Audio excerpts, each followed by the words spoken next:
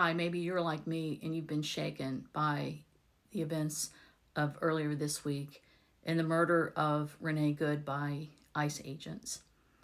I want to talk about this in the context of the post war South as a president and talk about some of the things we can do.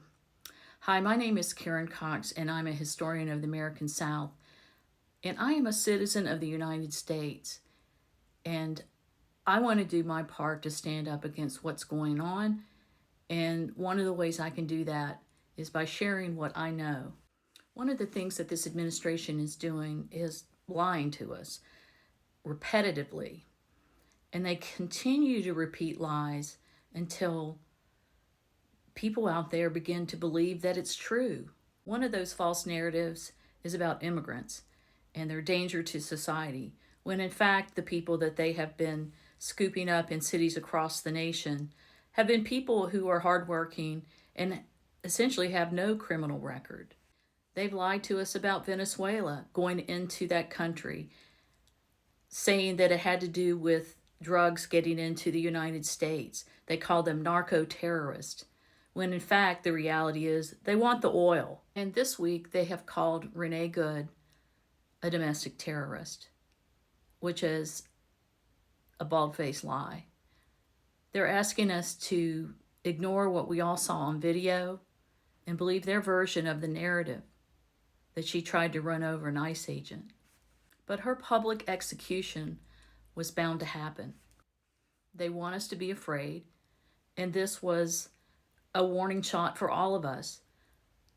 If we don't get in line and accept the status quo that this administration is trying to implement, then it could happen to any of us. We saw this before in the post-Civil War South, where the narrative of the lost cause was developed.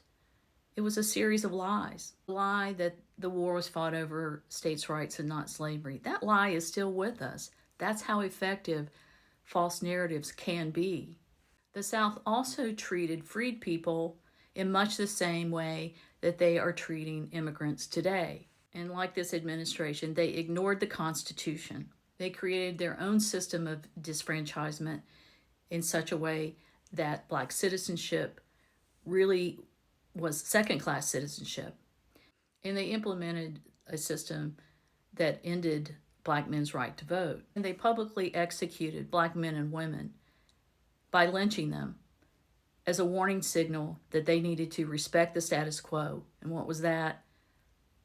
White supremacy, white male supremacy.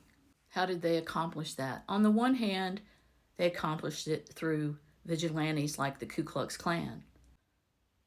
And across the South, sheriffs would deputize local groups of white men to achieve some of the same outcomes. And these were men who weren't trained. They just happened to have guns. So what can we do?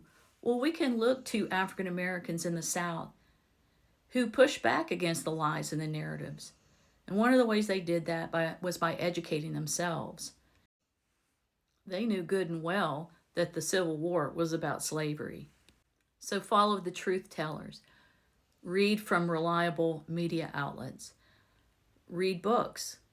I know the idea is we don't read books anymore, but there are certain books that are not hard to read, easy to read, to help you think about what we're going through today, including Timothy Snyder's On Tyranny. It's easy to read and has short, accessible lessons. Question authority. This is something that we all can do. Don't just accept the lies that are coming out of this White House. And lastly, protest. Protest in ways that you are comfortable with, whether that is calling or writing your representatives, putting pressure on congressmen regardless of party, attend protest and do so peacefully, or you want to do more than that, do what you're comfortable with. Minneapolis threw snowballs at the ICE agents. They built barriers around their neighborhoods. And of course, they've had a vigil for Renee Good. You know, Black Americans have done this for hundreds of years as white people stood by. But we can't allow them once again to carry the water. As white Americans, we have to step up to this because it affects all of us. And we have to be each other's allies in this fight.